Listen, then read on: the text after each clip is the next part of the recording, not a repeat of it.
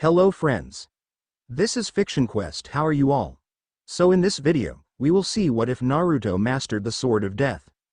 But before we start, if you want more amazing stuff like this, then be sure to subscribe to our channel and like this video. Also, if possible, share this video with your friends. Now without wasting any more time, let's begin the story. The ominous full moon had glowed into the night. Its cold yet inviting light was what guided one Amino Iruka as he searched for his beloved student. Uzumaki Naruto. Flashback. A recovered Sandaime who was stuffing tissue on his nose was talking to Iruka at what had happened. Iruka, I'm giving you this mission of utmost importance. I want you to be the first to track down Naruto. I know this isn't his doing. Normally his pranks would only cause annoyance, but for it to cause an uproar, the Sandaime gripped the wooden edge of his desk, making a crack and grinding it to dust. He then continued. There is something fishy here. I want you to get into the bottom of this. Find him before he encounters the Anbu, or he opens a part of the scroll that isn't supposed to be seen by anyone, ever. Iruka completely understood and turned his back. His look was determined. He would find his most beloved student. Flashback ended. Finally, after countless hours of searching, Iruka had found him, in the middle of his usual spot in the forest, practicing one technique from the Forbidden Scroll. He also took notice of the black long katana that was carried on his back diagonally. The sword had a black tsuba, with golden-colored guard and a red linings that coincided with the black intertwined with the sword. Naruto. Where were you? The whole village is in an uproar to what you did, said the scar-faced Chunin as he walked towards his student. Naruto laughed sheepishly and said, Look, Iruka-sensei. I learned not just one but two jutsu from the Forbidden Scroll. With this, you're surely to pass me as a genin. Naruto mentioned standing up and then looked at the dumbfounded Chunin. But what are you talking about, Naruto? Why would I pass you with this? Asked Iruka. You said I could pass if I do this faux mission of stealing the Forbidden Scroll from the Hokage and learn one jutsu from it, Naruto simply replied. Iruka looked at Naruto with frown for a second. From Naruto's gestures, he quickly noted Naruto's behavior. Iruka's mind then remembered at what Sarutobi said and thought the same as the old man. Naruto was tricked. Naruto, who told you about this kind of supplementary exam? Iruka asked the blonde yet again. Naruto grinned and held his hands on the back of his head and replied. Mizuki-sensei. Naruto shouted. Conveniently, the said questionable Chunin appeared from the treetops, fully battle-equipped. When Iruka saw this, his experienced eyes registered the sight that had behold him and frowned at Naruto's deceiver. Mizuki came prepared. Mizuki then smiled at the blonde as his eyes glinted at moonlight. Good, Naruto. Now hand it over to me and we could finish this test and you'll pass. Mizuki had a well-thought-out plan. First, he would deceive Naruto for taking the Forbidden Scroll. With the village in a state of panic, he could move in more freely and prepare his equipment to deal with blonde. A smile crossed his features as he thought of the plan. The blame wouldn't fall on him, it would fall on Naruto. And Naruto being the person he is in the village's eyes, it would be easier for them to blame and possibly sentence Naruto to death. During that chaos, Mizuki would be able to escape, with Forbidden Scroll in hand. The plan was going smoothly in his mind, that is until Iruka had actually appeared before him. Iruka, for his part, blocked Naruto's path with one arm and said to him. Naruto, keep holding on to the scroll. Mizuki tricked you. That man won't pass you. He'll do something horrible to you once you give it to him, said Iruka looking at the said man intently. He frowned at Mizuki for tricking such a poor boy. Mizuki merely looked at them both and laughed heartily. Slapping a hand on his forehead, he continued to laugh. Naruto looked on at Mizuki with confused look, and then scowled, gritting his teeth. He asked the man. What's so funny, Teme? The blonde yelled.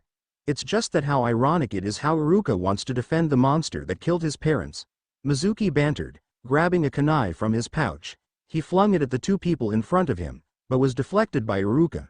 Gritting his teeth, he then flung 3 shuriken at Mizuki, who jumped to another branch. What are you talking about? Naruto bellowed at the said man, still unable to move. His questions were littered in his mind, just how he could have killed Iruka's parents. I'm talking about an old law that was passed on the very day you were born, Mizuki said, clashing kunai with kunai against Iruka. You wouldn't dare. Iruka threatened Mizuki. His voice rang cold and spite against the traitor. Oh, but I would. Iruka, Naruto deserves to learn the truth, don't you agree? Mizuki then kicked Iruka by the gut, forcing to stand back from the pain, and was sent away with his back colliding with a tree trunk. Naruto, do you know why this village hates you? Why they despise you even though you didn't do anything wrong? Mizuki approached Naruto slowly, a kunai in hand, as he gripped it tightly, about to injure the boy. The said boy slowly shook his head and Mizuki grinned. He held up the kunai about to strike the boy. Naruto, don't listen to him, screamed Iruka, because you are the bane of this village. The murderer of 1,000 men. In you is sealed the ultimate monster. You are the jailer of the Kyuubi no Yoko. Naruto was silent for a moment, too stunned to move at what he heard. The night of his birthday was the same night the Yondaime died, killing the Kyuubi no Kitsune, but what he heard from Mizuki was different. It all made sense now, the hate, the stares and the animosity of the people towards him. He remained in his stupor as Mizuki was about to strike. Naruto looked up at the kunai. Unknowingly, his tears started to fall. So that's why, it all makes sense now, why I was disliked by everybody. I'm a monster. He didn't dare move from his position as the tears kept falling from his face. The curse was what made him nothing more than a monster that didn't have the right to exist. Someone who would never have the chance to know love. Kill me, the blonde said, looking at the kunai that was about to stab him. No. Iruka tackled the blonde, effectively taking him away from the kunai's reach. The said tool managed to graze Iruka's left leg. I killed everybody, I'm a monster. I don't deserve to live, I'm Kyuubi. The blonde continued to mutter as Iruka jumped and placed his student in his arms. I'm a killer, I'm a monster, the blonde said, the unknown tears still falling from his eyes. Naruto, snap out of it, you aren't him, you aren't Kyuubi, you are Uzumaki Naruto, #1 hyperactive knuckle-headed ninja. Iruka tried his best to bring the blonde out of his own world. But I killed them, sensei, I killed everyone, I killed the Yondaime, I killed your parents, now I know why I'm always alone, Iruka sensei. The blonde finally sobbed, the tears gushing out of his eyes like water from an ill-constructed dam. It's true, Kyuubi killed everyone that dared stand in its way. He killed a lot of good shinobi and kunoichi, including the Yondaime and my parents, Iruka answered as he then smiled at Naruto. But, when Naruto came, we had hope in this world. He woke up, imprisoning the monster in him, becoming trapped forever inside him. He stopped Kyuubi from destroying Konoha. And thanks to him, many of us are still alive on this day. Naruto looked at his teacher in surprise, and then the tears came again. Iruka sensei. The boy hugged the man who merely smiled. Would a demon dare to cry for the departed? Iruka thought. His view on his favorite student made him completely sure. Naruto is 100% human. You're not getting away, said the voice suddenly. Iruka immediately recognized it as Mizuki, who immediately threw a gigantic shuriken. Iruka had no time to dodge. He was both carrying the scroll of seals and Naruto M. King, his mobility slower than usual. He was hit at the back with the shuriken. That sent them hurtling towards the ground. Iruka gritted his teeth as he held his student that he treated like a son in his arms tightly. Blood was beginning to stain his flak jacket. It was fortunate that the wound was superficial, but the pain still hurt like a bitch. And once again, the tragic mentor defends his undeserving pupil, but this time, he can't escape. Iruka, how does it feel, defending a worthless, disgusting little demon? Mizuki asked when he raised Iruka's hair, earning a cringe of pain from the scar-faced Chunin. Iruka then sat Mizuki in the face. Go to hell, Mizuki. Iruka mentioned, earning a punch through his face.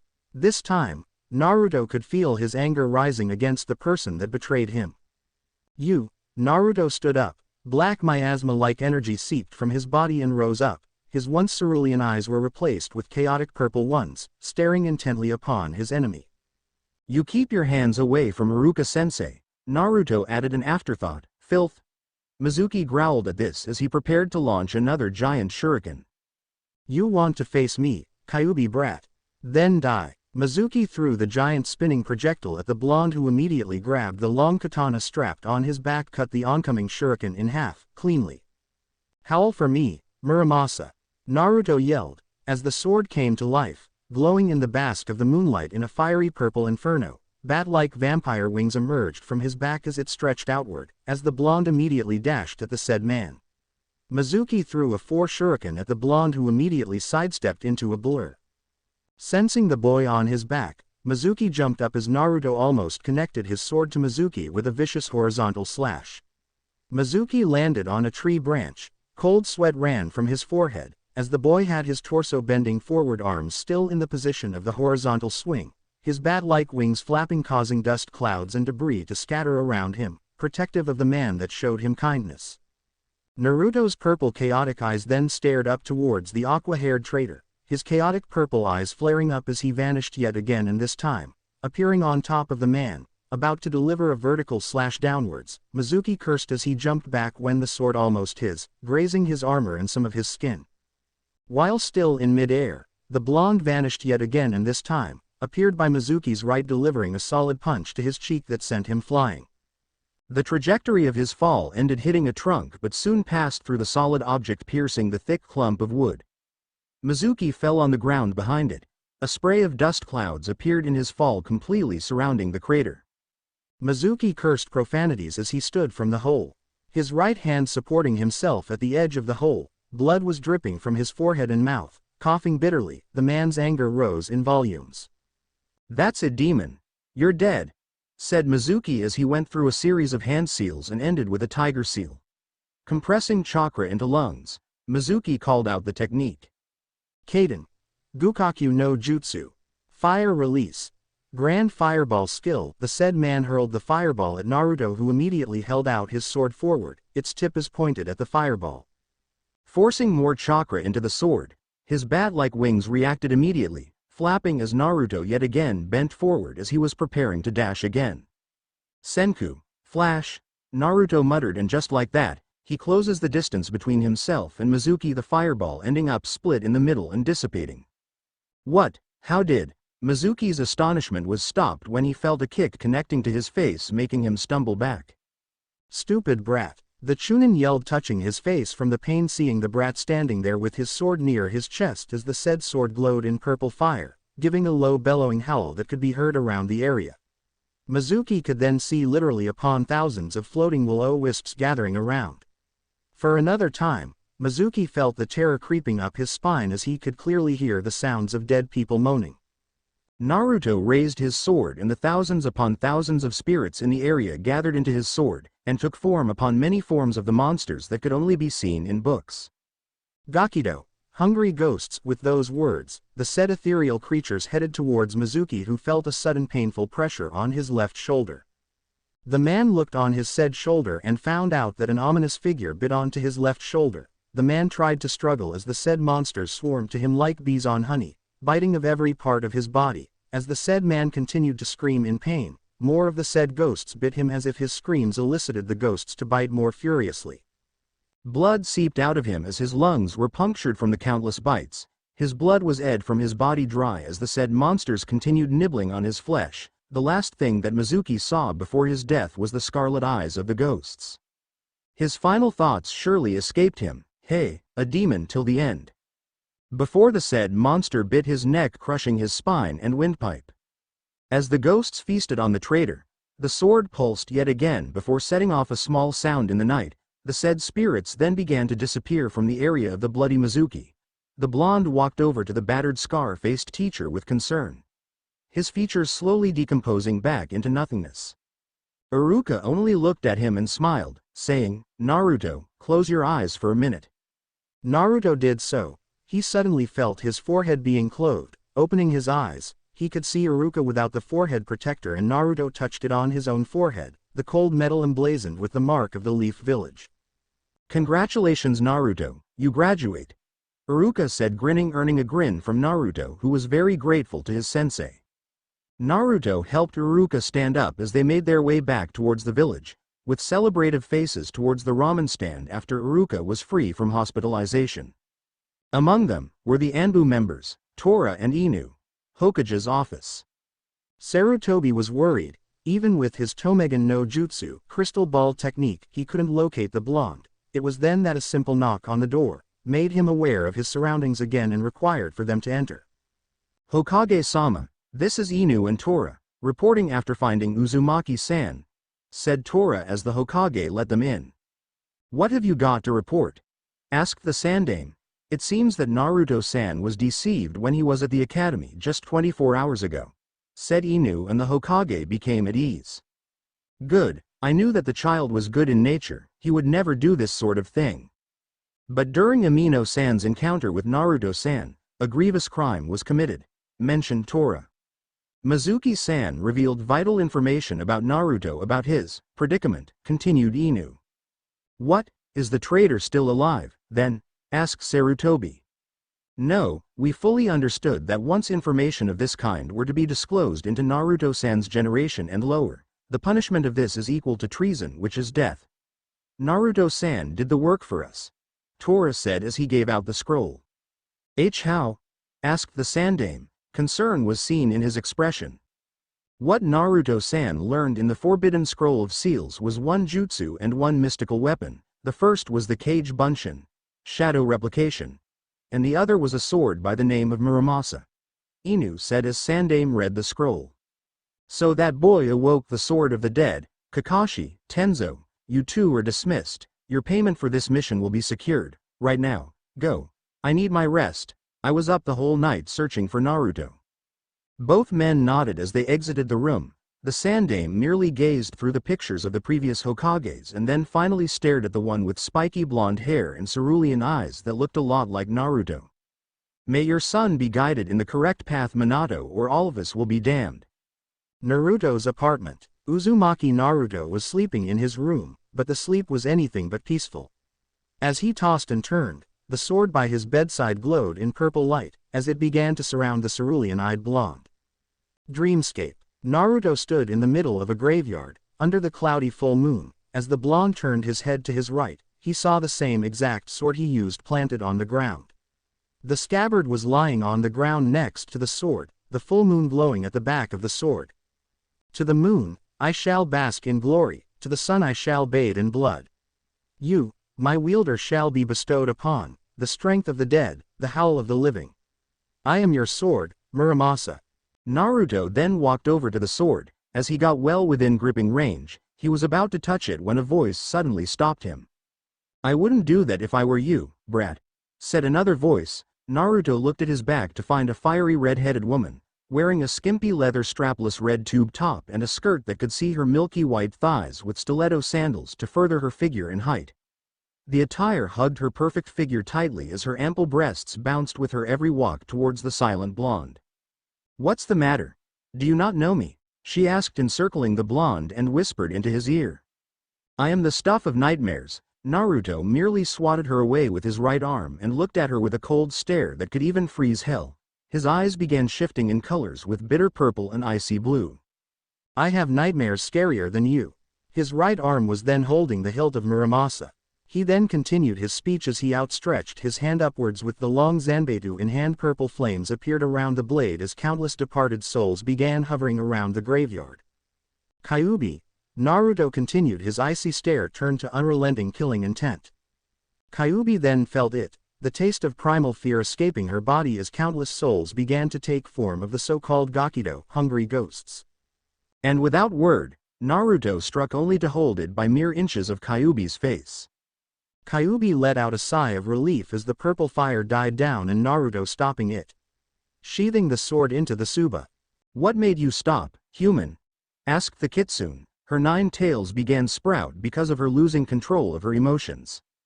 It's simple. Naruto then offered a hand to the demon woman and mentioned to her.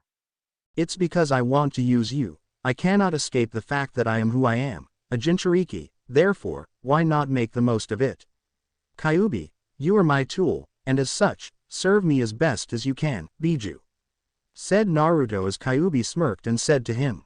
You have the nerve to make me your tool. You are interesting human. You're the first mortal to say that kind of language to me. I accept your proposal, but know this.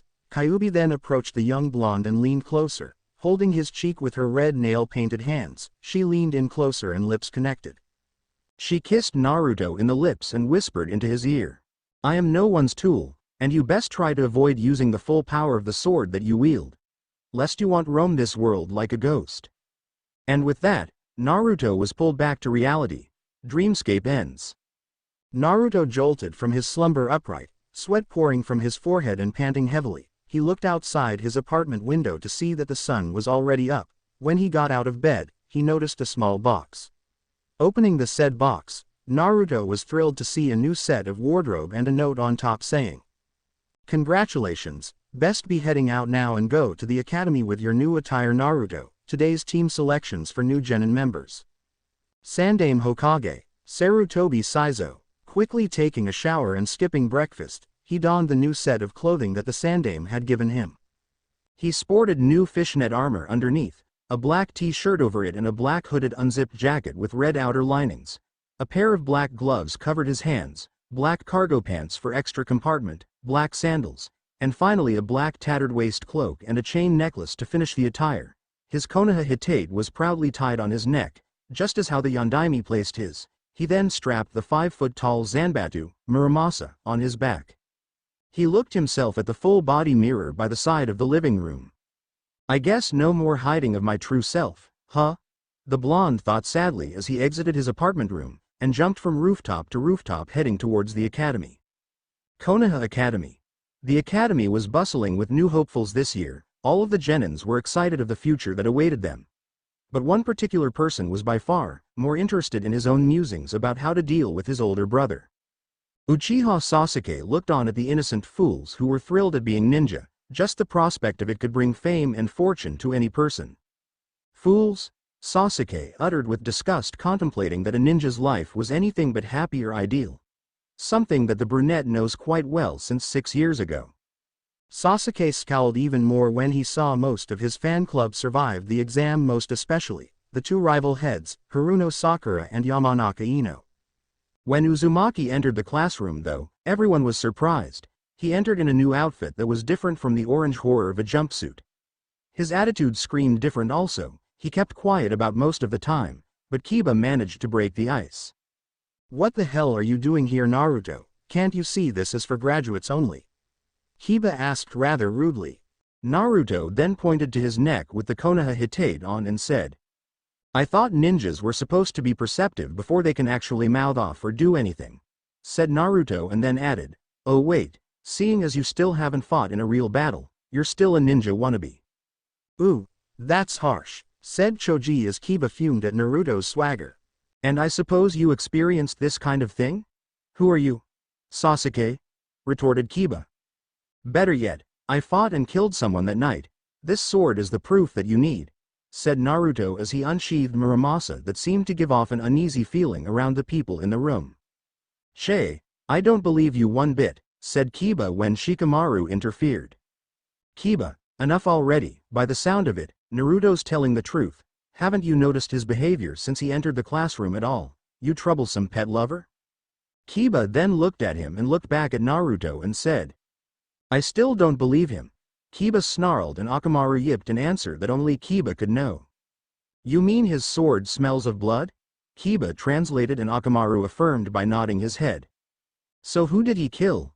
asked Kiba, who was shocked as well, who then looked at Naruto, who calmly replied, "I'm afraid that's classified information. I can't give you any more details for fear of exposing a village secret."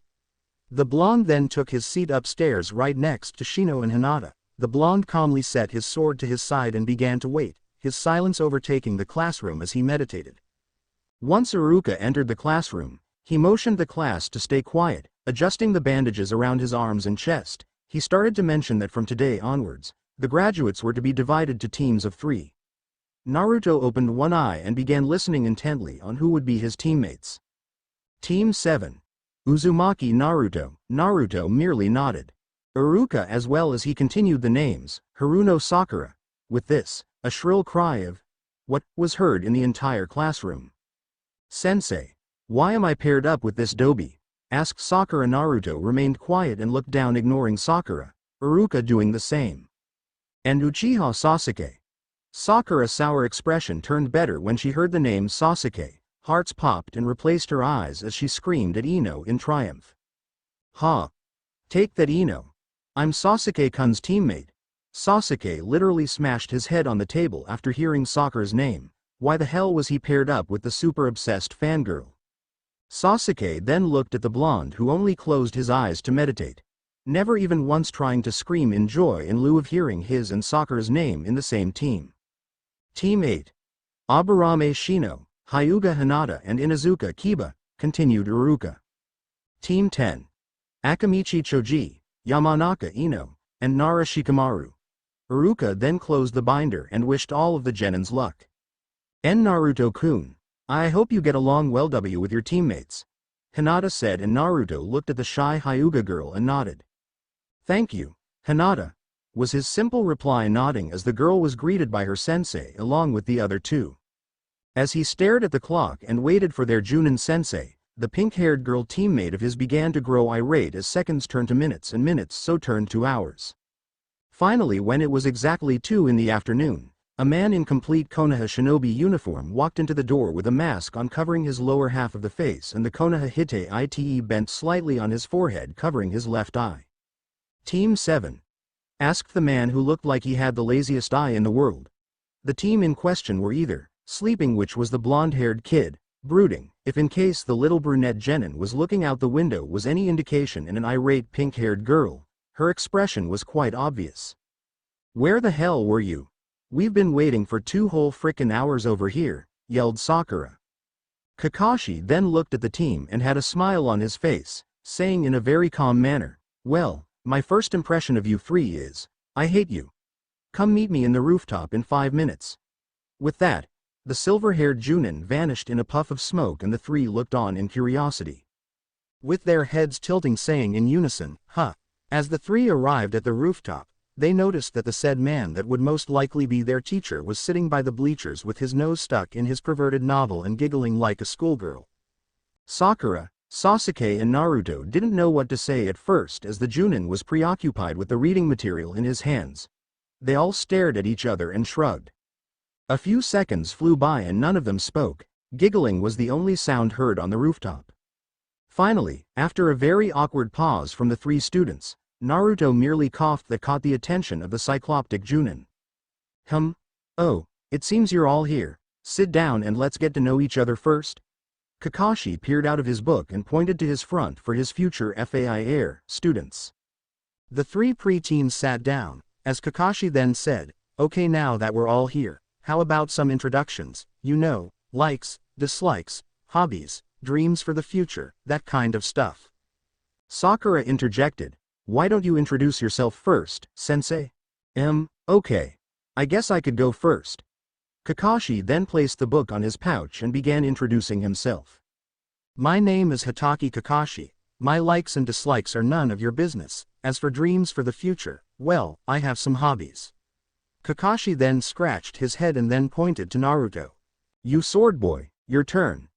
Naruto looked at Kakashi and spoke. My name is Uzumaki Naruto. My likes are ramen, my dislikes are my past, my present and possibly my future.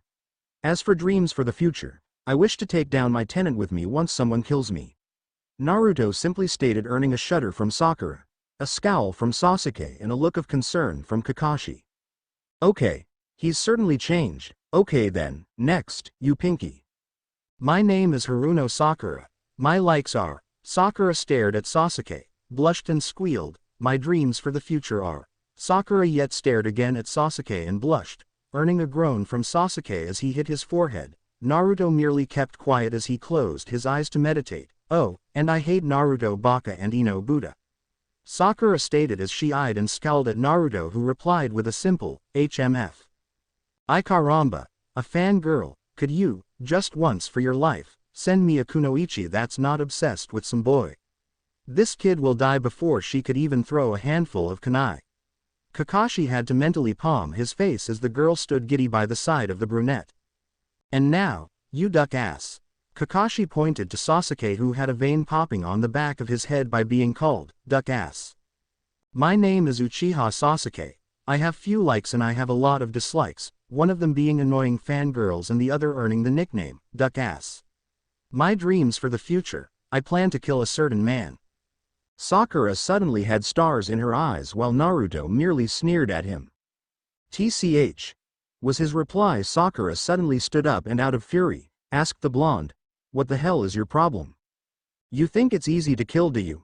You think that just because you can say that you want to kill someone, even if you really hate them, you could be fine with it? Just goes to show how naive people can be," said the blonde as he stood up, turning his back on his two teammates. "What about you? You think you're so cool just because you killed a man?" Sasuke's scowl deepened as he stood up, fists clenched, his killing intent was rising. How dare he spat at Sasuke's ideals. "No, but need I remind you that once you've killed you can never turn back," said Naruto, not even daring to look back as he put his arms in his pockets. "Okay, that's enough tension. Tomorrow morning I want all of you three to meet me at the training grounds by 6 am sharp. We'll have a survival exam tomorrow," said Kakashi, chastising the group. "Huh, but sensei, didn't we already do this in the academy?" asked Sakura, and Kakashi replied. "Huh?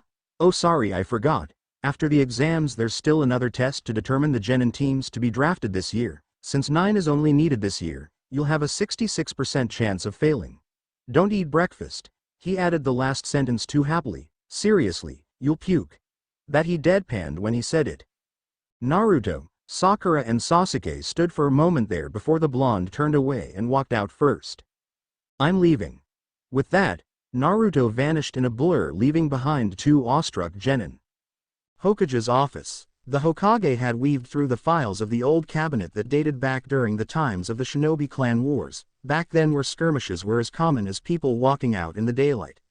He scanned the dirty file of what was written during the Shodime's reign. Once he dusted off the said file, the Sandaime gave off a few coughs as he accidentally inhaled some of the dusty irritants. Senju Masamune and the Muramasa incident. The Hokage flipped through the file as he read the dated document. As he continued to read each word, his eyes widened in fear. What he found about the Muramasa was not good. Footsteps. Naruto could hear them clearly, the sound of footwear slamming against the ground. The blonde simply got up from his bed, wore his new clothes and strapped Muramasa on his back. He stared complacently towards the sky. Another attempt, thought Naruto as he grabbed Muramasa's hilt and focused his chakra to his feet, closing his eyes. Muramasa howled into the night and opened his eyes, replacing his cerulean blue-colored eyes with burning chaotic purple, muttering the word Senku. Flash. Naruto vanished from his room. A cold breeze enters into his small apartment. Hokage's office. Sarutobi had to close the file when he was done. He needed to renew this one. The archives had served him well when he looked for incidents with Muramasa. Looking over at the file, he began to think of writing down notes when he opened the folder again. Senju Masamune and the Muramasa grabbing a pen and paper, Sarutobi began writing notes, looking at every letter that could possibly help him with Naruto's case. 15th day of the 11th month, in the 5th year of Senju Hashirama's reign. 4 days ago, east of the village smith and shinobi by the name of Masamune of the Senju had forged a sword made from a fragment of a biju's fang.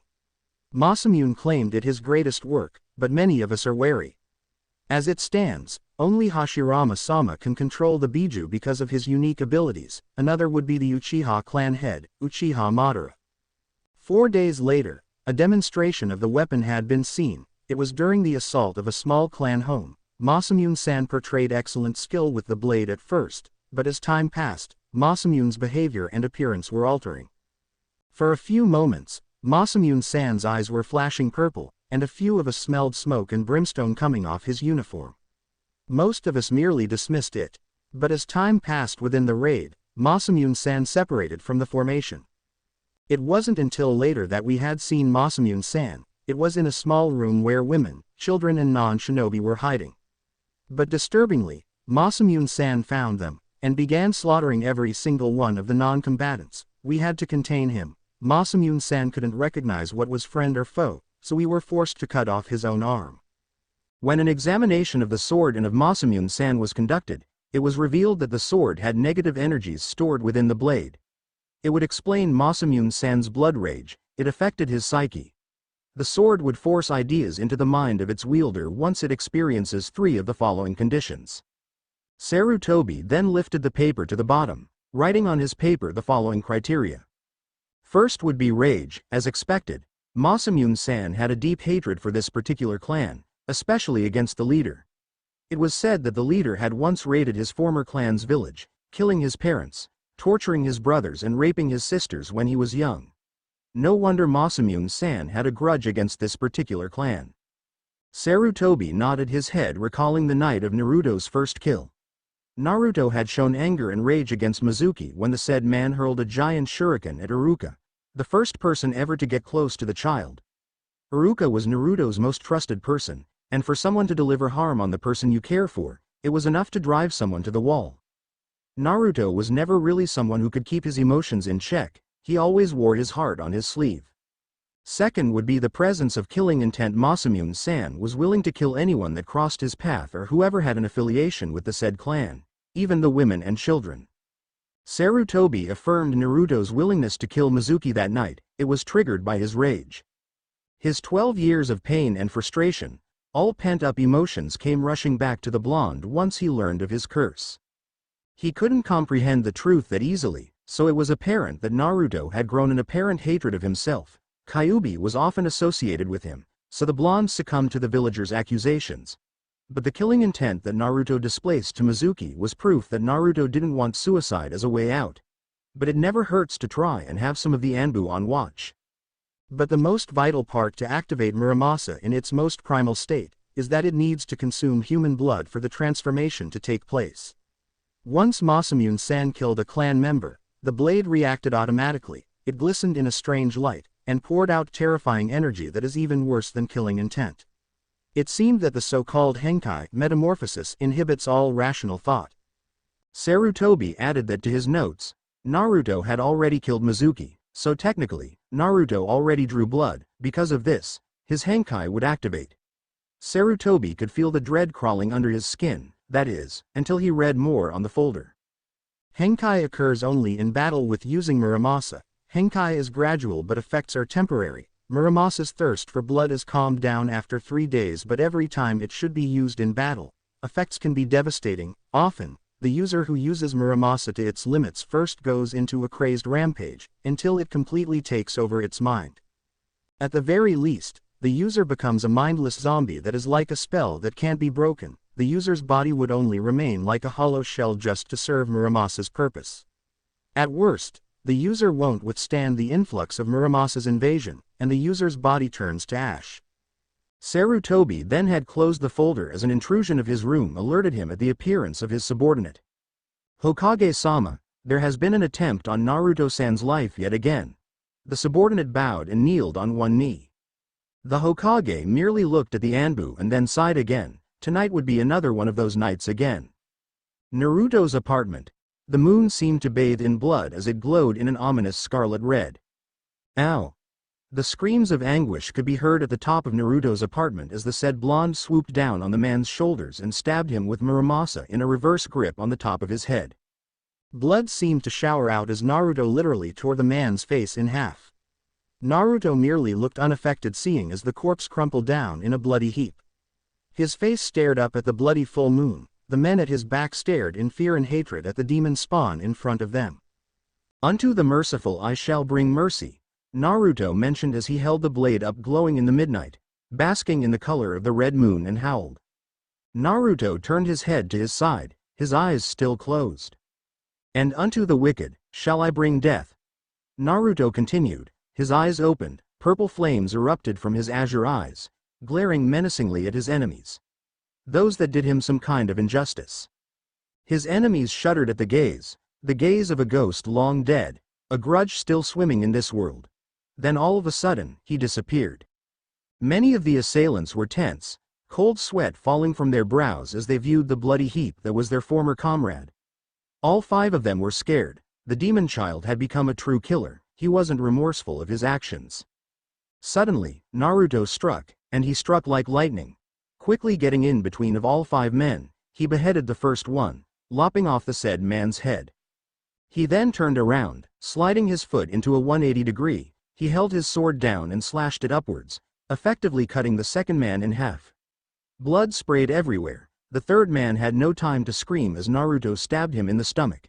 Staggering back, Naruto gutted him by twisting his sword in the most excruciating manner and slashed his abdomen in half. Naruto jumped, flexing his bat-like wings that appeared in the cold night, the moonlight his background. He looked something like that of monsters often found in books. With a cry, Naruto let the sword glow in the moonlight, its white light glistening. Naruto whispered one of his sword's fatal techniques. Gakido, hungry ghosts. The ethereal creatures then came to life. Rising on the floor the said men were standing on with their knees shaking. Naruto remained afloat on the sky, his bat-like wings propelling him. Naruto watched as the men were strangled, choked and bit to death by the ghosts, crushing and tearing away of flesh. May the Shinigami have mercy to your souls. Naruto mentioned, sheathing the long zanbatsu on his back. His enemies falling on the ground in heaps of corpses. His eyes going back to their normal sapphire blue. And on cue, the Sandaime Hokage had arrived, with his personal Anbu, the one wearing the tiger mask. Naruto remained complacent, there were no signs of emotion coming out of his whisker-marked face. Sarutobi viewed the gory scene. The men were severely mutilated, while one was decapitated. Several were barely recognizable as either their heads were sliced of shoulders, or their faces were cut into several parts. He had to look shocked as he viewed Naruto, who was calm and no signs of emotions present, not even remorse for those that he has killed. Naruto, did you do this? Asked Sarutobi, and Naruto merely nodded. I couldn't have done anything based on aggression, I merely took steps in protecting myself, was his only reply. Sarutobi had no other choice, he ordered the Anbu to his side. Dispose of the bodies, you are coming with me tonight Naruto, rest at my complex for some time until this is covered. The effects of Muramasa were showing. Sarutobi had one option, drop him from the shinobi curriculum and use this moment to have the blonde apprenticed, and he knew just the man for the job. A few hours later, the bell test had begun. Naruto was nowhere to be seen, and instead, a substitute had been given. It was one of Danzo's little subordinates, a boy that went by the name of Sai. Sakura and Sasuke had no complaints, but Kakashi had otherwise. Seeing Sasuke tied to a post, the masked Junin sighed. Sai had a better understanding of the situation compared to the academy students. Did that mean that the curriculum at the academy was lagging? Sadly, he had to fail another batch just because they could never see underneath the underneath, or that was what he expected. With Sarutobi, he had explained to the blonde about his situation, to which the blonde responded with only indifference and silence. This was not good. Naruto was turning out to be the same as the other Jinchuriki were, those that remained alone and loathed humanity, people devoid of emotions and people that consider themselves not part of human society. Sarutobi tried everything he could. He treated Naruto to ramen that the blonde merely responded by silently eating his fill of one bowl. Tucci and Ayame were concerned. Their number one customer was not his usual self. There was no radiant smile, or exuberance of his youth, merely an empty shell of the past lovable blonde. Sarutobi then took Naruto to the spot where he first told the little blonde about being Hokage. They were staring at the picturesque sunset in Fire Country. Sarutobi explained to him. It is very hard for human nature to accept something that they cannot understand. Humans are indeed pitiful creatures. But that does not mean that you should isolate yourself from them, Naruto. There are people out there willing to understand you. People that accept you for who you are. Naruto continued to gaze at the sunset, his neutral look remained. Jinchuriki are never meant to coexist with humans, Gigi. We are tools, sacrifices for the greater good, weapons of mass destruction.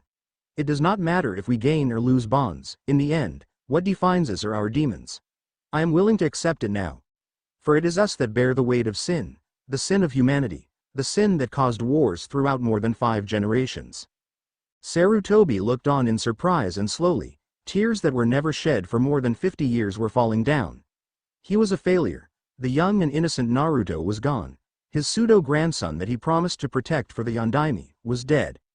What replaced him was now a mere Jinchuriki that could care less for even his own name. With this, he slowly walked to the blonde and kneeled, hugging him close to his chest. Sarutobi Hiruzen humbled himself for his failure. I am sorry, child. Naruto could only remain there. His apathy refused him to cry. His eyes were already dry since he was 6 years old. 3 days later, a man arrived. All of Konoha had seen him, with his famous white long hair and tattoo marks on his face, the forehead protector that had the character for oil. The people recognized him and reveled in his aura. It was Jiraiya, one of Densetsu no Sanin, and today, he was forced back to Konoha on the order of his old teacher, Sarutobi Hiruzen. During his ascent to the Hokage Tower, he looked on at his beloved village. Seeing the villagers go about their daily lives and the people bustling over at the hot spring district, Jiraiya's mouth watered at the sight of all those women entering the baths. If he wasn't such a rush to talk to the Sandame, he would have dived straight through the public baths. As he entered the Hokage's office, he could see the decrepit old Hokage signing papers left and right, and to the side of the table, there stood a blonde-haired boy, wearing a black overcoat, black sandals and black fingerless gloves, but what intrigued the Toad Sennin was the sword strapped on his back. Sarutobi turned to his student. A solemn face was expressed from his wrinkled old skin. Jiraiya remained quiet as Sarutobi then stood up and began to speak to him.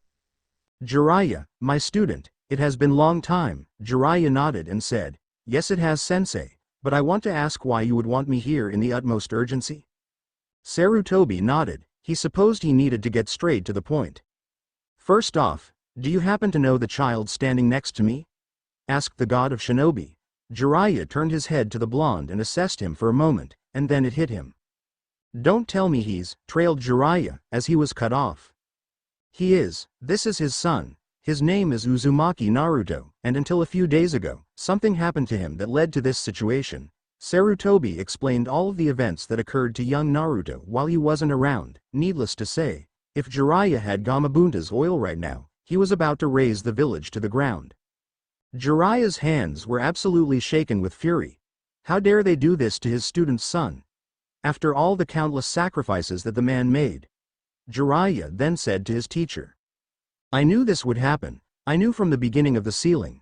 Yet he chose to ignore my foreshadowing and had put his faith on the people that knew so little." With this he shook his head and continued. "It is no wonder why he is like the other Jinchuriki. It is a miracle though that he stayed positive throughout the first 12 years of his life. Yet, it seemed inevitable that this would happen." "So what say you, Jiraiya?" asked the old man. Jiraiya nodded his affirmation. "Naruto would be coming with me. He shall serve as my apprentice as we travel throughout the world. We'll be visiting Konoha every now and then and possibly take participation in the Chunin exam. I cannot, however, guarantee to change his personality. It is far too unsalvageable anymore." Jiraiya nodded. Sarutobi Hiruzen leaned back to his chair, too grief-stricken to the blonde at his side. To this, the blonde nodded. He took a step forward and bowed. "I am Uzumaki Naruto, Genin rank, ninja registration number 012607. It is an honor to meet a prestigious man as yourself, Jiraiya-sama." Jiraiya's ego seemed to inflate a little. Well, at least he shows some manners. Of course it is an honor to meet someone such as myself. I am the gallant Jiraiya, great toad sage of Myobokuzen. He then did an interpretation of a kabuki performer and tapped his Geta sandals on the floor. Sarutobi Hiruzen had a sweat drop at the back of his head, still the ever-boastful little Jiraiya. Jiraiya then looked towards the direction of his sensei and said, "Now on to more light matters. I have just finished my latest work of the Ika Ika series." Jiraiya rummaged through his bag and found a latest copy of his popular book. This volume was entitled, Icha Icha Battles. Ooh! How eager was his teacher when he saw the books. Immediately, he grabbed the book from his student's hands and placed them under the desk. "Yes. Well, thank you, Jiraiya. Now if you would please excuse yourselves, you are dismissed by." He said the last part at the speed of light, as he shoved both Naruto and Jiraiya out of the door. Jiraiya stared at his prized pupil's son as he remained silent, and ever indifferent. The 50-something hermit smiled and ruffled the hair of his student. This time, it would be different. Naruto meanwhile, stared up at his new teacher with an utterly confused look, but ignored it as they went down. Jiraiya had told him to start packing, for it would be a long journey ahead. Team 8. Yuhi Kurenai was quite anxious. She had recently turned Junin this year and already, she was given a genin team to instruct. To her, it was a responsibility that was probably still too big for her, for the Hokage has instructed her, the future of the village. But she not only had responsibility as a Junin instructor to a bunch of green soldiers, these were newly trained soldiers from very prestigious clans. And it would do well for her to give the necessary, if not, beyond the expected excellence of the clans for her to teach these children. She looked at her 3 students, now an official team, as they passed her test. They were an excellent batch for a bunch of genin, and she had expected her team to be much of a less troublesome group than Kakashi's except for Kiba, but she knew how to keep him in line. Today though, she saw it fit to treat her students for some dango, to which she saw a man, of great height, Having a long, spiky white mane held by a ponytail and tattoos on his cheeks, Kurenai immediately recognized him. Jiraiya-sama, what are you doing here? She asked. Then she saw the emotionless blonde standing by his side. She could tell that it was Uzumaki Naruto just by his uncanny resemblance to the Yondaime Hokage and the whisker marks on his cheeks. Jiraiya huffed and expanded his chest a little. I am flattered that a pretty flower knows me so well. You see, I came here under the orders of Sarutobi-sensei to take in Naruto as my new apprentice. Hinata, Kiba and Shino went outside to see the loud man that was talking about their former classmate. Outside, they saw him and their said classmate, and the children couldn't believe their eyes. It really was Jiraiya of the Sannin. But why? Asked Kurenai. Truthfully, she was curious as to why would the Sandaime would want Naruto to be apprenticed by the great Sannin. Jiraiya looked serious though, as he said, circumstances had led me to this situation, Kurenai, because of what had happened. I fear that Naruto's psyche has been destroyed by that night. Please understand that I'm not doing this because Sensei favors Naruto quite a lot. No, I'm doing this because of the fact that I am here to atone for the mistake of the villagers, and proved of the fact that you cannot entrust something to people you barely even know. Kurenai winced at the statement. She knew of the incident 2 nights ago, and she knew just how angering it was when the traitor Mizuki told Naruto that he was a monster. It was by this fact that Kurenai leaned closer to the emotionless blonde, who remained that way. She was saddened when she saw his blue eyes so devoid of life. She could remember how those eyes were so intense, so filled with hope and passion. Now they seemed hollow, empty. Hinata had to approach him nervously. To her, Naruto seemed different, as in a whole lot different. The smile that he wore every day was gone. His beaming smile, there was nothing to show from his devoid face. It was gone. His cheerful persona was not there anymore. She knew he changed days ago, but, to change to this extent, it was sorrowful. Hinata seemed stunned. A tear was falling from her eye, and Naruto caught it gently from her cheek. As he stood there, he said, "Nothing can be worth crying for me, Hinata-san." But, was her reply to this. She held his hand to her cheek, and continued. Naruto-kun has changed. Everything about him that I knew is gone. How can I not cry? Naruto merely said, "There is nothing to cry for. Tears are meant to be shed to those deserving of them. I am not." To hear those words, made Hinata's heart shatter like glass. To see him like this, it was heartbreaking. Jiraiya just remained solemn. Damn it to hell with these villagers. Hinata just poured her heart out as Kurenai pushed her inside, and said to Jiraiya, "I am sorry this happened. Jiraiya-sama, you probably noticed by now, that Hinata has an admiration for young Naruto. He was her inspiration, her column of strength. For her to see him like this, it just shattered her world." Jiraiya nodded only, understanding the sympathy of the older woman. The woman went inside as she tried to calm down the young Hyuga. "Now do you see, Naruto? There are still people that care for you. Isn't it strange that the people that understand us the most are usually the people that we tend to take for granted?" asked Jiraiya. Naruto replied, "Precisely why I said those words to her. I don't want Hinata-san to be involved with me. She will just suffer more. With me just by existing, I already put her in danger. She is too kind for someone like me. Do not take the love of others for granted, child. There are still many more lessons that you shall need to learn. Now apologize to her. It is the gentleman thing to do. After that, come with me. We will be leaving shortly." Naruto merely nodded, as he went inside and approached the weeping Hinata. "Hinata-san," he said. To this, Kiba turned around and snarled. "You bastard, why did you make her cry?" he shouted. "Don't you see she likes you? That she has been admiring you since our academy days?" Kiba continued. This time, he grabbed Naruto by the collar and held him up. Naruto replied, "I realized it. I was too harsh on my words for her. To that I am deeply sorry." Naruto felt a punch straight through his cheek. He coughed out blood from his mouth and fell down. He looked at Kiba, whose fists were terribly shaking in fury.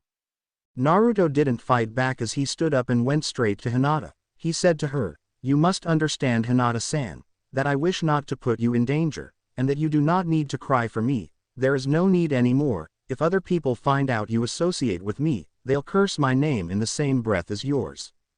Hinata went silent. To her now, she realized, this was the real Naruto. It was him, through and through. That smile he put up, it was nothing more than a facade, a faux. But it just made her realize that there was a reason why he was saying these things, so she asked him. Why? That I cannot say, as it is a secret that the young shouldn't know, and the old shouldn't tell. I am sorry, Hinata-san. I really am, he replied as he bowed. Hinata understood completely, and stood firm. There is no need, Naruto-kun. Naruto looked up in curiosity. He looked at the heiress who smiled. To me, you have been my inspiration, my guiding light, you were my only column of support if indirectly, she said. This time, she was not stuttering anymore. When you said those words to me outside, it was unbearable to see you that way, it was too much and it still is, she continued. But I realized it now, that it was not me that needed the help the most, it was you, Naruto-kun, and to me, I want to help bring that smile back to your face, and that spark in your eyes. Naruto looked up, this time, he was surprised. Hinata-san. Naruto-kun, thank you, now, I have realized, that my true purpose now, is to help you, she said. Kurenai smiled, she was witnessing Hinata's growth again. Naruto, are you done here? We need to get moving, the world awaits with our journey. The white-haired man said, and Naruto stood straight. He was about to go outside, until finally, he said to Hinata without turning his back to her, thank you, Hinata-san, you have made me special. Once Naruto was out of the shop, Naruto had crept a little smile, unintended. Jiraiya noticed this and smiled. Maybe Naruto can still be saved. Eastern Gate. Naruto had arrived at the gate, with nothing more than a bag full of his essentials. Jiraiya grinned as the both of them headed out, but not before Jiraiya noticed the man leaning at the very edge of the gates. I seem to have missed something from Hokage-sama. What is Naruto doing with you, Jiraiya-sama? Kakashi stood up properly when he asked that question. Jiraiya merely harumphed at that question and said, as of now, Naruto will be considered my apprentice. Kakashi, he's dropping out of the program entirely. He may still be a shinobi, but he will not serve this village, therefore, I shall act as his legal guardian. Not even the civilian council nor the military council shall have power over him. As his guardian, I alone have the authority on what to do with him. Tell Danzo to kiss my ass and let him try to do something about it. Naruto will not be safe inside the village walls and the villagers won't be safe when he's inside. Kakashi was disturbed by this. He asked his teacher's mentor, what are you speaking of, Jiraiya-sama? I have left that information for Hokage-sama to see. You should be informed of what is happening right now. I am heading over to Kirigakure to inform them of the current situation. I can't divulge any info here. One of them is an excellent spy. I can't guarantee my safety, yours and especially Naruto's if I say it here, Jiraiya said as he then motioned for Naruto to come closer. Kakashi, I know how much you have wanted to see Naruto's growth, but with the village in the way, his progress will take a turn for the worse, and now, it has taken into a direction that Minato had not wished beyond all hope that it happen. His son to be raised properly had been for naught. Minato may have been selfless, but he had a tendency not to view the negative nature of man. He may be a gentle idealist, but his people are still what you call, below of what he expected. That's why I am taking young Naruto with me, to at least learn that there will be people appreciating his existence. The citizens are ignorant, they barely know of what Naruto is truly capable of. Kakashi, I'll be returning here in a span of 3 months from now, we'll make a stopover by the Chunin exams, Naruto will be participating. What? But he needs a team to get into it. How can you find a team when Naruto isn't in Konoha? Jiraiya just grinned. That will be easy. Naruto will be able to handle himself when the time comes. My only word of advice for you, Kakashi, is to watch out for Danzo's schemes. I know for a fact that one of his agents is in your team. Whether he plans to get close to Uchiha Sasuke or have him disposed, make sure to corner the man and leave Sarutobi Sensei's ninjas alone. With that, he motioned for Naruto to walk with him. The blonde silently complied. Jiraiya stopped for a moment and turned his head back to Kakashi. I wasn't kidding about that intelligence report to the Hokage. You make sure to read it and have all the Junins and Anbu on high alert even before the exams arrive. With that, Jiraiya's silent apprentice asked the man, Jiraiya-sensei, where are we going? Jiraiya patted the boy on the head and said, Kirigakure child, we are going to the village hidden in the mist. With me, I will teach you countless techniques that can bedazzle any woman. Learn about the beauty of this world. Most of all, you shall learn about life. With that, He patted his new apprentice on the back as they walked on. Naruto remained silent while Jiraiya hummed a tune. The older man looking at his young apprentice, Jiraiya had thought, what a sorrowful atmosphere Naruto carries. It doesn't seem much, but you could feel his sadness more than his emptiness. Hey, Naruto, did you know, if a man, if he is good enough, can peer into the eyes of someone else, to know what they are feeling right now? Naruto simply shook his head. Jiraiya grinned. Well then, it looks like you will learn discernment from me. Take out a pen and paper and write this down, Naruto. With that, Jiraiya had began his discussion, full of mirth and enthusiasm as the son of the Yondaime simply nodded and began writing. The shroud of the particles of water littered in the atmosphere of the seashore to Kirigakure, as the gray blanket of fog descended upon the early morning. Both master and pupil had made it to the outskirts of Kirigakure. Naruto was not even wearing his forehead protector. His master, however, did, as his face was already an infamous person around the shinobi world. Both were walking along the shoreline. The blonde child's musings were interrupted when his master had spoken. Ah, I'm getting starved. How about we fish for some food, Naruto? The blonde complied with a simple nod, grabbing a bamboo shoot nearby and was about to tie a kunai at the tip. He was stopped by his master. Rushing things is not what we're here for, Naruto. Remember, the road to a goal depends on how you get there. Sometimes rushing things will only get you past your goal and miss to stop by to appreciate what is around you. Naruto looked at his master with a tilt of his head in confusion. He didn't understand. Jiraiya sighed and motioned for the boy to sit down. Come, Naruto, let's get those fish the old-fashioned way. As soon as he said that, Naruto slowly sat beside his teacher near the docks. As they sat at the edge, Jiraiya tied a long cable string on his bamboo shoot as he did with Naruto. Both master and pupil sat down, as the sounds of waves crashed on the shoreline with the breathtaking view of a flock of seagulls above dancing in the blue-lit sky. Sensei, I don't understand. Why are we doing this? Jiraiya looked at the blonde with bewilderment and was then replaced with a hearty laugh. The said man ruffled the blonde's head as he said, sometimes there's no need to understand things around you. Why we fish like this is because it lets you appreciate things around you. Naruto, tell me, what do you see beyond this place? The blonde looked at his teacher inquisitively, then looked upwards as his teacher did. The sky, and the endless sea. Jiraiya smiled, and isn't it such a marvelous sight? Naruto then looked to the place, where Jiraiya was pointing at. Out of all the creatures that exist here, only humans can have an appreciation of the beauty of nature. Can you see it? Naruto nodded, looking at the sunrays piercing the thick blanket of clouds as its rays rippled on the surface of water, with some of the waterfowl hovering over the surface of water. Indeed, a sight to behold. They sat there for a few more hours. It seemed the fish were not hungry today, that or those blasted seagulls had already scared off the food. Jiraiya gave a heavy sigh. He looked absolutely bored. How come they were fishing like this anyway? It was then when he looked at the blonde, heavily concentrating on his activity, looking at the rod as if it was his weapon, looking down on the water below. Oh, that was why. Then he supposed it wouldn't hurt to stay a while longer. A warm smile escaped Jiraiya's mouth. What he wouldn't give for Minato to be in his place right now as the small blonde's own father, fishing on the shorelines, having this quality moment.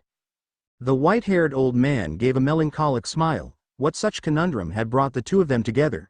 Here they were sitting side by side, waiting for food to come to them by fishing. Like father and son, it was then in the middle of his musings that Jiraiya felt a tug with his rod. The older man leaned in closer as he then felt it. Another tug. With a quick reflex, Jiraiya stood up and pulled on his rod, pulling the said hook from water, and saw a fish that was as big as Naruto's forearm. The Sannin smirked. Now that was a catch. It was then that Naruto felt a tug on his fishing rod and mimicked his master's movement earlier, reeling in a fish that seemed larger than his master's, that looked like a damn tuna. How come those things were close to the shoreline? Have I done well, sensei? Jiraiya looked aghast at his apprentice. His jaw dropped in awe. Damn it, now my pride's gotten hurt. Jiraiya thought, still stunned at the boy that held the fish vertically. It was the blonde boy's first time to fish. How could he be so damn lucky?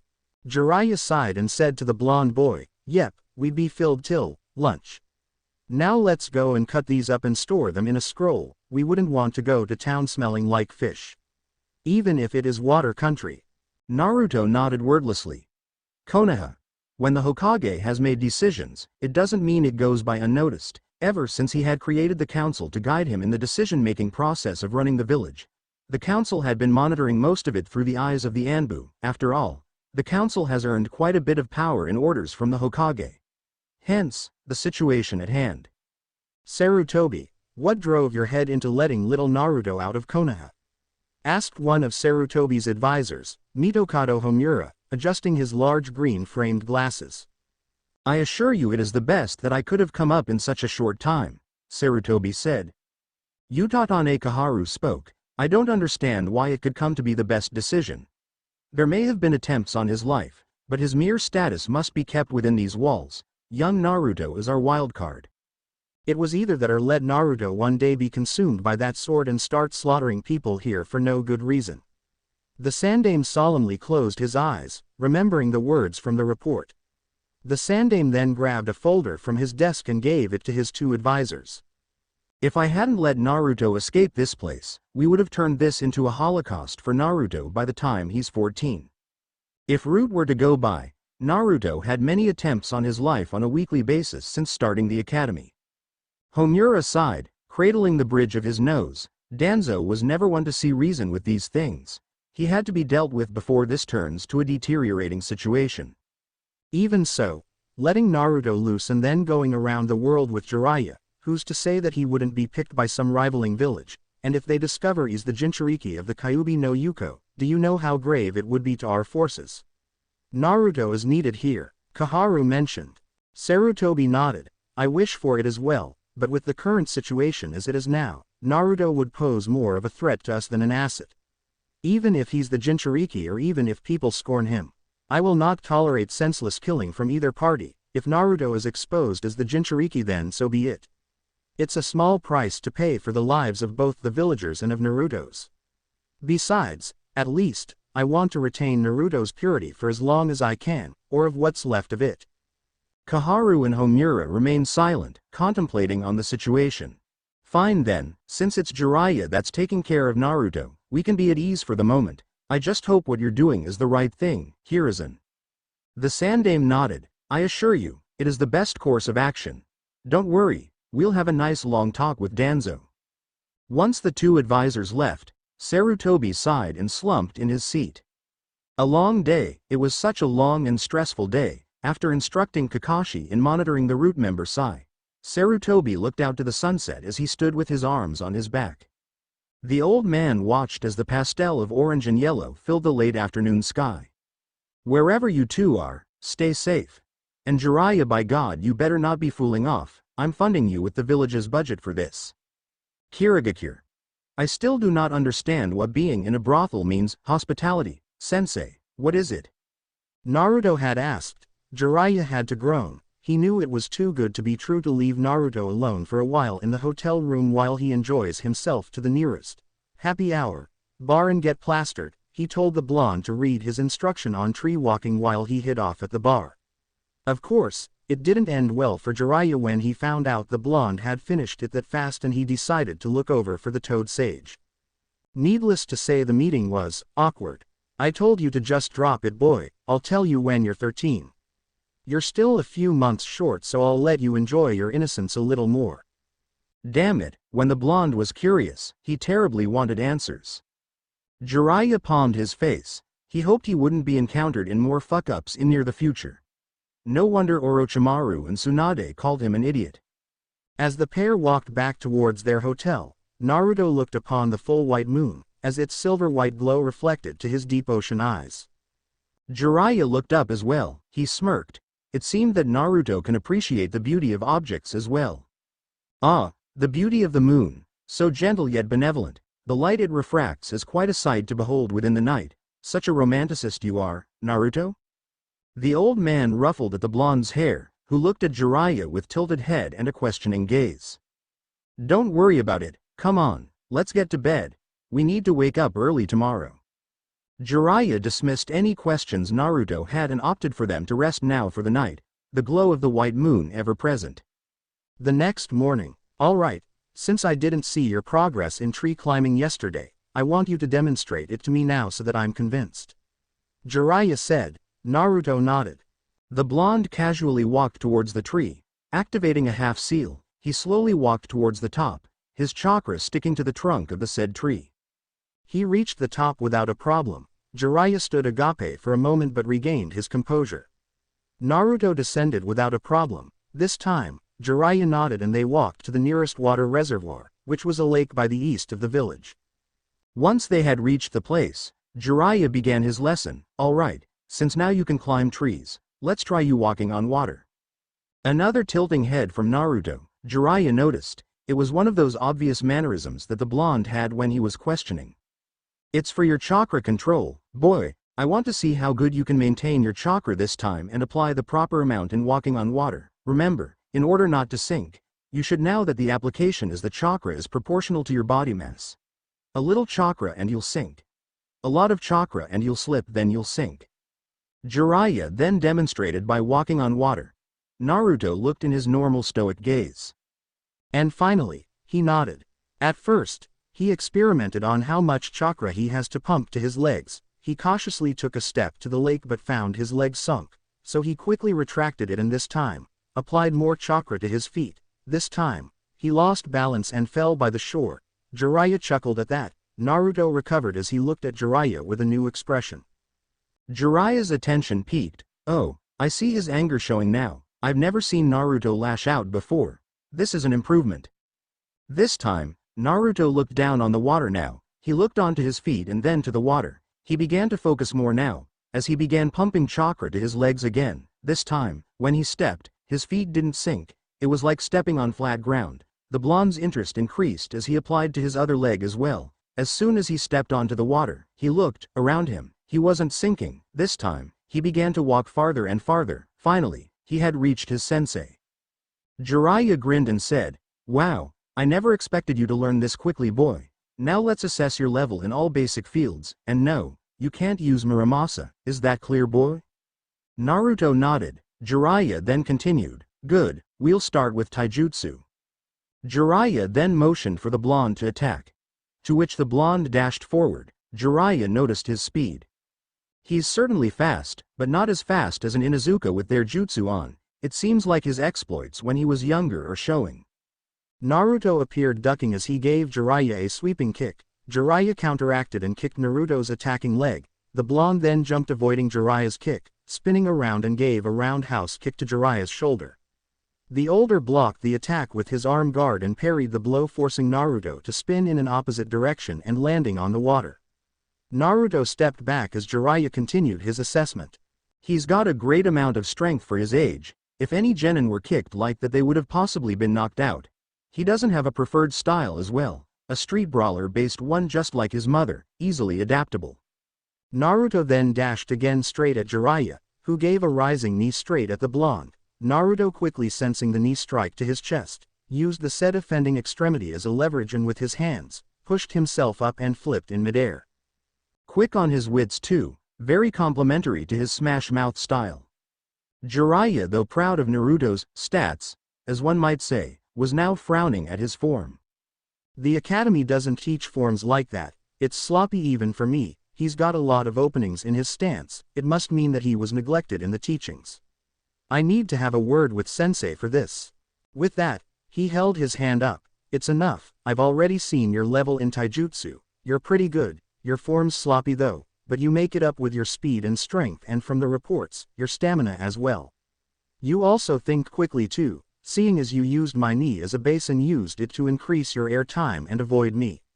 Overall, I'd give your taijutsu a 3 out of 5. Naruto nodded. Jiraiya then continued. Okay, this time, we move to your genjutsu and ninjutsu. Aside from the academy's basic techniques, what else have you learned? Naruto answered. I only mastered one sensei. It is Kage Bunshin no Jutsu, and then this. Naruto held the handle of Muramasa. Jiraiya nodded. Because of the Kage Bunshin, then it would be easier to teach him. Jiraiya nodded. Wait till they return to Konoha. He was certain they will shit bricks when Naruto returns. A laugh escapes from Jiraiya. The perverted hermit had found a student that had the potential to surpass the Yondaime. Sensei, why are you laughing? Jiraiya shook his head and said, Nothing, boy, just an old man reminiscing the past. He motioned for the boy to walk back to the shore and Naruto followed. Once they had reached the shores, Jiraiya asked him a question. Naruto, how do you feel about breaking genjutsus? Naruto raised an eyebrow at that, and then, as his mannerisms triggered, looked at Jiraiya in a curious gaze. Konoha. Yamanaka Ino was not a great observant as Nara Shikamaru, but even she can pick up quickly just as any other ninja on the job. She noticed that the rookie 9 was missing something. Or rather someone. The first time she noticed this was when Sakura didn't look quite as annoyed as she used to be considering Naruto was on her team. Even with Sasuke, the blonde-haired Hellraiser could get quite on the nerves despite Sasuke being there. But then again, when Naruto showed up on team assignments, he became sullen, aloof, emotionless. If his clothes were to go by, then either Naruto just fooled them by loving black and being emo or that the blonde was up to his tricks again. She didn't know why, but she didn't care back then. Naruto was after all, a little boy who craved for attention. Shikamaru once said to her that she was shallow about the boy and that she wouldn't understand what kind of troublesome life Naruto has. Humph, as if the Nara boy knew anything about sufferings, Shikamaru finds challenges troublesome, and as the most convenient ways to get through problems. How could that lazy ass lecture her about the troubles of life when he found picking up a pen was much too troublesome? The second warning came in the following days in which the village was somehow less tense, or less lively as one might say. She didn't know why but it became gloomy. Boring. The village wasn't as lively as it would be. There was nothing interesting going on. Well, aside from the fact that Sasuke went across her shop once in a while, followed by his army of fangirls that would follow him to hell and back. Other than that, nothing. With an open sigh, the blonde Kunoichi had opened her door and told her parents that she was going to her team for their daily meetings and missions. As she went out, she looked around and found the village in a state that resembled those steampunk novels that his dad occasionally read, over that orange book that his father and mother seemed to enjoy. Though they just wouldn't admit it. Once she had met with her team and their Junin sensei, Asuma, they talked about their next mission walking towards the Hokage Tower. Today, they would start taking missions on a daily basis. Ino was giddy, Shikamaru was reluctant while Choji tried to encourage his teammate to be half interested in it, only to fail since the Nara boy had been stubborn. Once they had made to the mission's assignment area of the tower, they were greeted with the Hokage and Iruka at the side along with the rest of the new Genin teams. Asuma approached his aging father for a request mission. Ino looked at Team 7 and squealed, "Hi, Sasuke-kun." Ino approached Sasuke in a hug. "Get off me, Ino." The last Uchiha deadpanned. Ino laughed, "Ah, Sasuke-kun's shy." Sakura, enraged to such level of intimacy Ino was displaying, shrieked and shouted to the pale blonde, "Ah, get the hell away from Sasuke-kun, Ino Buddha." Ino, in the same manner, replied to her rival, "What was that, billboard brow?" The two began quarreling with each other, much to the ire of the people in the room. A new voice replied, "Please restrain yourself, Yamanaka-san. You wouldn't want the harpy to burst the volcano summit that she calls a forehead." Sakura lashed out at the newcomer, "Shut the hell up, Sai." The boy named Sai looked a lot like Sasuke, except paler, and unlike Sasuke, he smiled often. And unlike Sasuke, Sai wore a mid-rift that seemed to be too revealing for comfort for the rest of the boys inside the room. Kiba cringed and whispered to his team that Sai might swing the other way. That's why he was stepping far away from the boy as far as possible. Ino, this time, turned to the newcomer with a look of curiosity and voiced her confusion. "Wait, I thought Naruto was in your team." Sakura smiled lively and said, "He got replaced, thank goodness. I wouldn't know how much of a headache he would be if he were on my team." Ino looked thoughtful for a moment and said, "I guess so, you'd be carrying his weight for the team, being dead last and all." Hinata seemed to frown at that statement, as Ino continued, "Who'd want him in a team anyway? I bet he rigged the school's team assignments so he could just be with you. What a stupid idiot." By now, Sarutobi Hiruzen was now gripping the arm of his chair tightly, as he handed over the mission. "Here's the mission, Asuma, now please, leave." Hiruzen handed the paper to his son, who immediately caught on to the Sandame's gesture. Shikamaru took notice as well, but he had not dared to voice for Ino to shut up, the damage was already done. He sighed. Apparently, his teammate didn't know the word, tact. Asuma nodded, "All right, I'll just brief them all on the way." It's a D-rank mission anyway. Choji asked, but isn't it proper to be briefed on the mission in the mission room? I mean sure it's a D-rank but. Iruka interrupted, I know Choji, but Hokage-sama just isn't in the mood, please understand. Yeah but, Shikamaru sighed, let's just drop it, Choji. We need to get there and be done with this as soon as possible. Choji nodded, it was a good thing that he listens to Shikamaru. As they exited, Ino asked, what the hell was that? I think Hokage-sama was angry. Asuma sighed and dropped his head, he had every reason to, Ino. Considering what happened a few days ago, now come on, there's a mission to finish. Inside the mission room, Kiba and Hinata frowned, as Shino remained stoic. Kiba shook his head and said, I swear Ino's mouth will come back to bite her someday. I mean I know that Naruto and I don't exactly get along well, but she's got no right to judge him like that. She doesn't know Naruto lives a hard life. I realized it when I saw him back there and saying those depressing words. Hinata nodded in approval. Bah, what would you know? Naruto's immature considering he has no parents. That orphan is lucky he has no one to scold him, he's practically a free bird. Sakura exclaimed dismissively. This time, Sasuke growled at his teammate, Sakura. The pink-haired girl looked at the Uchiha with hearts in her eyes as she asked, yes, Sasuke-kun? Shut the hell up. You're annoying. The Uchiha replied. Sakura wondered and asked, but why Sasuke-kun? Don't say a damn word. Sasuke said. Sakura had visibly kept quiet at Sasuke's tongue lashing. Oh, is this one of those fights in the circle of friends? Sai wondered, the rest in the room sighed. By the time Kurenai and her team had been briefed upon their mission, she motioned to talk to Kakashi and said, you better control your team members, Kakashi, especially that pink-haired one. I met Naruto a few days ago and I must say, I understand why Hokage-sama handed that mission swiftly to Asuma's team.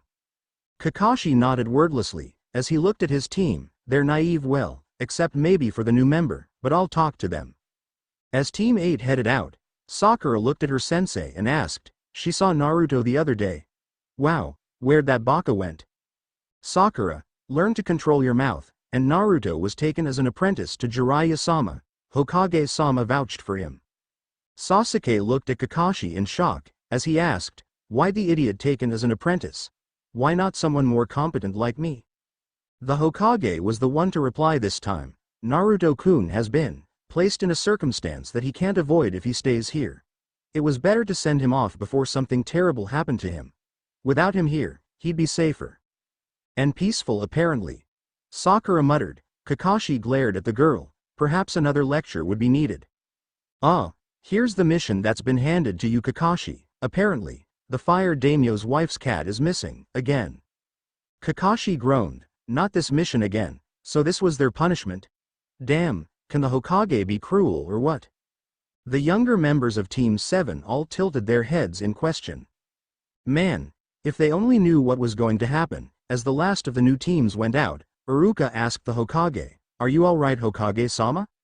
Yes, Iruka, I am fine now, I just wish that the younger generation could see Naruto's pain as much as I do. To this, the Hokage lit his pipe and began smoking. The nicotine filled his lungs like euphoria. They are still children sir, they still have to mature.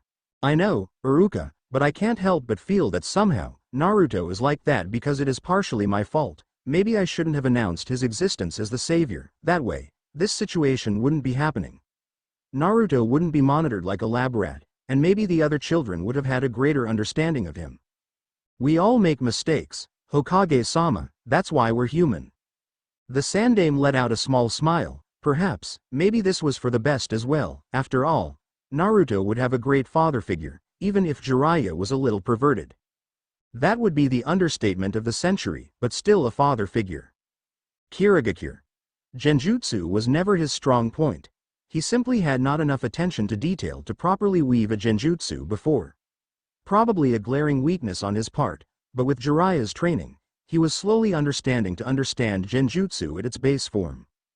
Genjutsu needs to connect with the chakra of the opponent in order to trigger it and fool the senses. The stronger the genjutsu, the greater the influence of the foreign chakra, the harder it is to get away from the genjutsu. So to start with genjutsu, One has first to experience Genjutsu on him to know what are the senses being fooled. Sight, touch, hearing, even scent, taste and most importantly, neural function. One had to experience it before being able to cope with it. For Genjutsu starters, the training is not to learn Genjutsu techniques at first, but to dispel them. As it stands, Genjutsu users must know when they are within a Genjutsu first before anything else. At least that's what Jiraiya's lectures about it said. Genjutsu is the art of fooling the senses, boy. You need to learn to hone it to understand Genjutsu. Your senses are what guide you to weave a good illusion or get out of one. Remember, a sharp mind makes an excellent illusionist. Jiraiya then poked Naruto's forehead to understand. Naruto simply nodded. Good, remember what I have told you. In order to get out of a Genjutsu, there are two ways. You know, the first one is pain, which is a very effective way since it jolts up the nervous system with its sudden rush of electricity to the brain, short-circuiting the programmed illusion. Naruto nodded. The older man continued. The second one is to compress your chakra to a near absolute zero, a stasis, to halt the contamination of foreign chakra to your body and then to immediately push it out, disconnecting you from your opponent's illusion. Are you following? Naruto nodded. So in order to dispel a Genjutsu without incapacitating myself or delivering body harm, I just have to compress my chakra to nothing and expel the unreleased chakra in one go? Jiraiya nodded. That's the gist of it. Now I want you to practice dispelling from one low-level Genjutsu. I think Narakumi no Jutsu, hell viewing technique, would be good enough. With that, Naruto felt himself plunged into a dark forest. He was about to get up, when suddenly, he felt his body being held down. He looked to his side, to see thousands of animated bones, arms of human bones, holding him to the ground, grabbing him. Monster, a voice mentioned, continued by another one. Killer. Hellspawn. Demon. Worthless sacrifice. All these insults were going through to his ears. He felt it all as real, as his eyes began to show another emotion that was different. Fear. Narakumi no Jutsu was the jutsu that would let someone see the fear hidden within the recesses of their minds. It was a simple Genjutsu, but it managed to fool his consciousness, his sense of touch, sight and hearing. A skull popped from the ground as it opened its calcified jaw and spoke, redemption. Revenge. Justice. By now, a full-formed skeleton, the spaces in where the eyes should be, gave off a horrific red glow as it had stood over him and kneeled down on the blonde and began choking him. Abomination. Naruto forced his hands together, staring down and forming a ram seal. He closed his eyes, concentrating on his sight, stopping the flow of chakra within him and pull it back. Do not trust your sight, demon, hellspawn, monster. Abomination. Do not trust your hearing. He could feel the gripping of the bones, embedding into his flesh as the skin in his neck began to bleed, the bones piercing his neck. Do not trust your feelings. Trust no one. A voice, a familiar voice, swept across his ears. He opened his eyes to see what happened. It was then that he felt his chakra in a complete hold. The movements of the animated bones stopped. He felt his skin was still intact, there was no pain, and there was deafness. It was then that Naruto stood up, looking around the distorted world, until he felt his system jump starting on its own, the chakra from him flaring like wildfire. The illusion immediately shattered like glass as the whole world turned back into reality. You're slow in dispelling the illusion, but at least it didn't take you a minute. In illusions, even your perception of time is altered, remember that. The faster you are to dispel the illusion, the quicker it is to close all your vulnerabilities. Naruto nodded. He was about to hold his hand down, when he winced as he noticed something stinging his right arm. That's what happened when you fell down on the ground.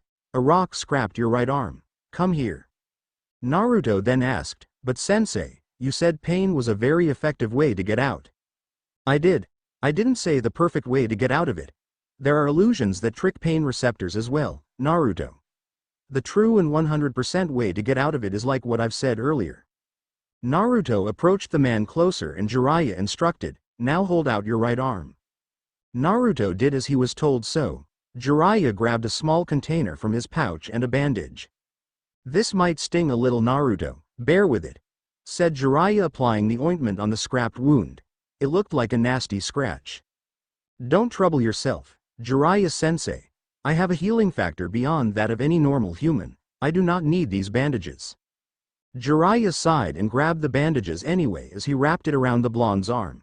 He guessed he had another life lesson to teach the boy. Naruto, how do you change the view of the world for people to understand one another, to understand the Jinchuriki? The blonde didn't answer, he didn't have one. But Jiraiya answered for him, acts of random kindness, my boy. It's what a student of mine taught me, if people have the ability to think, then they have the ability to understand, we think. And that thinking is what we have to do in order to understand. If humans can only realize just how precious is the mind's rationality and the lives of the people around us, we would have peace and not these terrible tragedies that beset us. Naruto didn't understand, he could never understand. Then so, why do people create terrible things like him? And as if Jiraiya read his mind, he continued. Fear is easier to manifest rather than thinking. The act of self-preservation comes first in the mind of the people anyway. They then project that fear in the form and claim of self-defense. But then you can understand that we're only human to begin with. We are not absolute. The only thing that is the cycle of life and death. With that, Jiraiya finished his bandaging and handed Naruto the rest of the bandages and the antiseptic.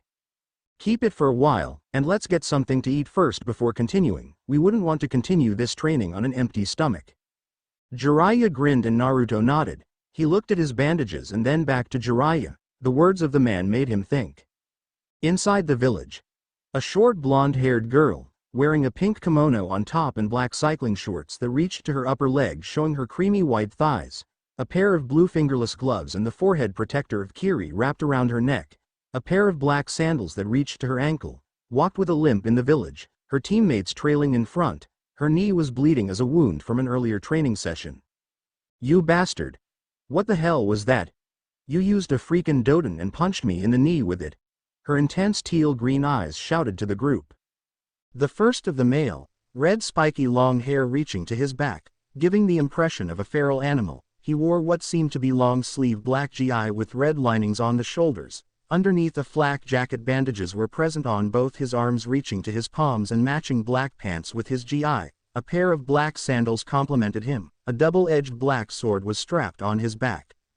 That's what you get for using Sweden against me. You do know I'm an earth type, so it's natural I use that glaring weakness against you, Asami. Shut up, you damn furry. I've got half a mind on shoving that sword up your ass. You used freakin' Ganzen Messigen, rock-destroying breaker position, on a Sujinheki water wall formation, what the hell? The girl shouted. What did you call me? I'll have you know, I appreciate art of beautiful animals to a very acute degree. Bestiality is dirty. Animals with such perfect forms are not. You call that poster of a Neko shouju playing with her flower pot in your room art? Bull fucking shit, Seiko. Why don't you just go and fuck a cat then? You just don't appreciate art, you barbaric non-woman. How dare you insult such a fine piece of human artistry? What was that? I'm a girl, damn it, I just haven't found the right person yet. Right, that lame excuse again. Just what is your type, Asami? Or are you just waiting for a chance to jump at your older sister? It was then they were interrupted by the quiet member of the team who wore a blue kimono, exposing his chest, a blue hakama reaching down his ankle, wearing a pair of Geta sandals and smoking what appeared to be bubbles. Black hair reaching to the back of his neck, his long bangs covering the left side of his face. Both of you stop your bickering, Asami. Your mouth is unbecoming of a sister of the Mizukage and 12 no less. Seiko, don't disrespect Asami just because she's lesbian, let alone using her sister as her object of affection. That is scandalous against Mizukage-sama. I am not a lesbian, you fucking ass. I'm 100% hater, whoa. Asami said, falling down on the ground, earning another injury this time, on her left arm. Seiko was laughing at his teammate's statement. The person in black said, I don't see the reason why it is funny, Seiko. Care to explain to me? The one in the black kimono asked, irate at his teammate's antics. You Takata, you say jokes when you don't mean it, man, and I thought you have the life of a sloth. To this Takata replied, I should feel insulted. Help me up, you two idiots, or I'll bash your heads in, Asami shouted. When Seiko approached the girl, pow! With a sudden surprise attack, Seiko fell down holding his crotch. Asami had kicked him where the sun didn't shine. You're welcome. Seiko replied in a high-pitched voice as he crumbled to the ground like a sack of potatoes. That was for that overkill jutsu you did earlier, you bastard, Asami shouted.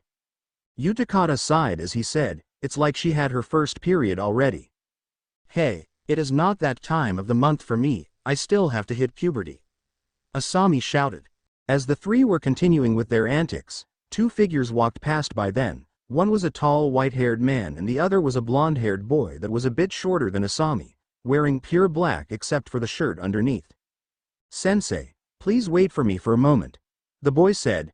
Jiraiya looked at Naruto in question as the boy approached the girl who was on the ground with a wound on her knee and arm. Naruto went for his pouch and grabbed the antiseptic jar and the remainder of the bandages. Jiraiya looked on in curiosity then in pride, as he smiled when Naruto said to the girl, do not move, this will cause a small amount of pain, please bear it for a moment, Naruto said in monotone, as he opened the antiseptic and cradled the injured leg of the girl.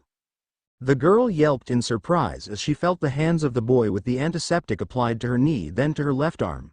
Naruto then grabbed the bandages and rolled it around her knee. He cut off from what he deemed was enough and proceeded to her left arm.